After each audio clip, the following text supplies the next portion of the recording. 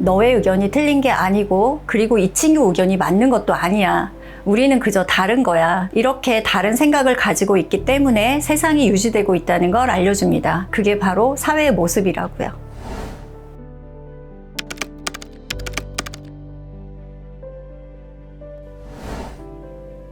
안녕하세요. 햇수로 16년째 솔로니에서 독서토론 논술을 가르치고 있는 김민지라고 합니다. 하루는 중학교 3학년 학생을 데리고 어머님이 상담을 오셨어요. 초등학생 때부터 ADHD로 심리상담을 받고 있는 친구였는데 아이가 상담 받는 것을 너무 싫어해서 책으로 아이의 마음을 치유해보고 싶으시다고요. 저희 수업이 상담이랑 비슷한 부분이 많거든요. 늘 자신의 감정이 더 중요했던 아이에게 제가 했던 역할은 들어주고 호응하고 질문하며 스스로 답을 찾아가도록 했습니다. 그 과정이 쉽지는 않았지만 진심이 통했는지 충동성도 조금은 줄어들고 타인의 감정도 어느 정도 이해하는 친구로 달라져서 오래 기억에 남습니다. 그 밖에도 선물이라고 강아지 풀 뿌리까지 뽑아왔던 귀여운 남학생도 있었고요. 다른 학원 가는 길에 캔커피 밀어주고 갔던 아이 등 여러 학생이 생각이 납니다. 네, 당연히 있습니다. 한 번은 글 쓰는 속도가 되게 느렸던 친구가 있어서 제가 친구야 우리 조금만 빨리 쓰자 라고 이야기했던 적이 있는데 같은 모듬 친구가 이렇게 말하더라고요. 선생님 얘는 빨리 하려고 하는데 지금 생각하는 중인가 봐요.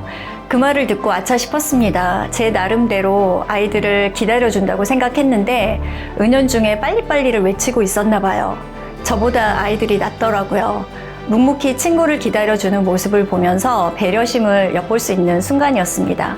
이렇게 생각지도 못했던 부분에서 종종 아이들한테 배울 때가 있습니다. 시간을 투자한 만큼 수업 결과도 달라진다고 생각해요. 그래서 수업 준비를 열심히 하는 편입니다. 수업 주제에 관한 자료나 영상을 찾아 적절하게 이용해요. 요즘 아이들은 글보다는 영상에 익숙한 세대라 짧은 영상이 때로는 긴 설명보다 더 많은 도움이 되기도 합니다. 또 글쓰기도 직접 해봅니다. 그래야 실제 수업할 때 도움을 주기가 좀 더 수월하거든요. 제가 써봤기 때문에 아이들의 어려움을 알 수 있답니다.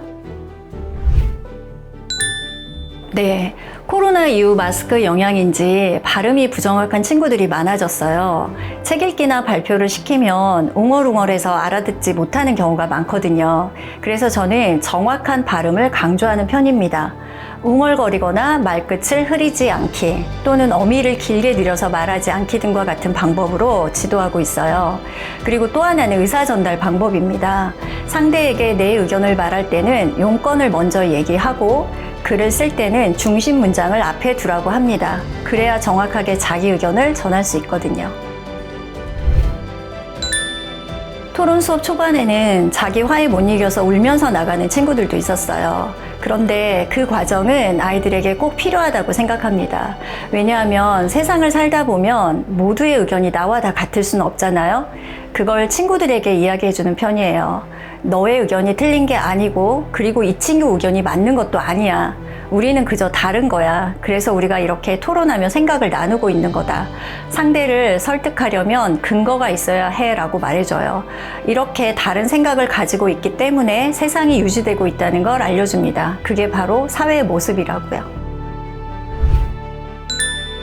네, 사실 선생님이라는 호칭은 아직도 어색합니다. 부끄럽지만 저를 한 문장으로 설명하자면 아이들의 삶의 한 부분을 함께하는 선생님이라고 생각해요. 초등학교 1학년에 만나 중3 현재까지 수업을 하고 있는 친구들도 있어요. 농담처럼 인생의 반을 솔로니와 함께 했다고 이야기를 합니다. 논술 수업은 대부분 짧게는 1년, 보통 4년, 5년 이상씩 수업을 하며 아이들을 만나고 있습니다. 그 과정 속에서 아이들이 바른 가치관을 가지고 성장하도록 최선을 다하고 있어요. 저와 만난 순간들이 아이들의 삶에 긍정적인 부분을 차지하면 좋겠다는 생각입니다. 네, 저는 선생님으로서 한 가지 마음만큼은 꼭 있었으면 합니다. 아이들의 소중한 시간을 함께하고 있다는 마음인데요. 요즘 다양한 학원들이 우리 주변에 너무나 많잖아요. 그 중에서 우리를 선택해서 와준 것도 인연이라고 생각해요. 그 인연이 헛되지 않게 학생들의 시간을 소중하게 생각하는 것도 선생님이 가져야 할 책임감이라고 생각을 합니다. 그런 마음으로 수업을 한다면 아이들의 성장에 큰 도움이 되지 않을까요? 저는 아이들의 삶의 한 부분을 함께하는 선생님입니다.